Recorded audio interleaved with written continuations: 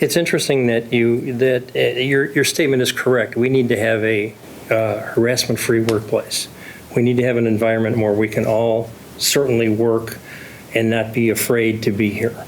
But it concerns me that this action is moving forward with respect to Senator Boquist and his statements, but yet you can't tell us who has brought in a complaint or who has told you that they have concerns.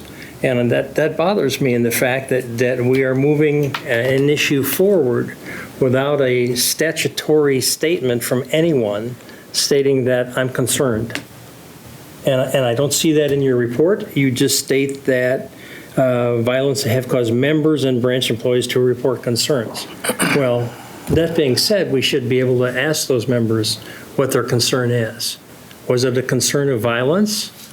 Was it a concern that we'd have more state police in the building?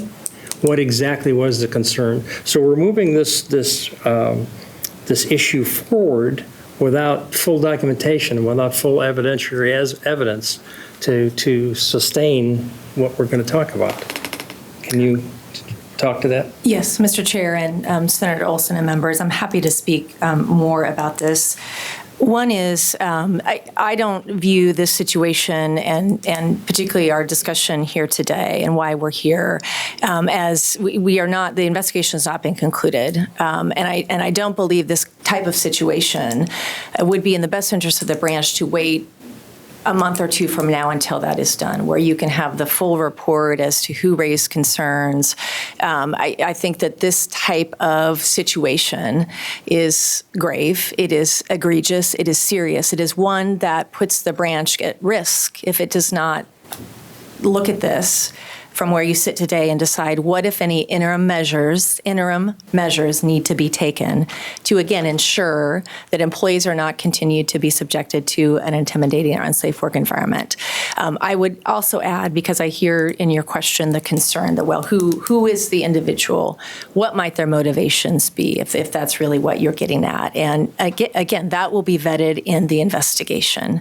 And to the extent that that these are somehow not credible reports, that will be vetted, but I don't think that will be the case. And let me follow that by saying, even without any employee reports, let's assume for a moment that these statements were made on the Senate floor and then shortly thereafter to the reporter, and no employee came forward, no appointing authority, no employee came forward.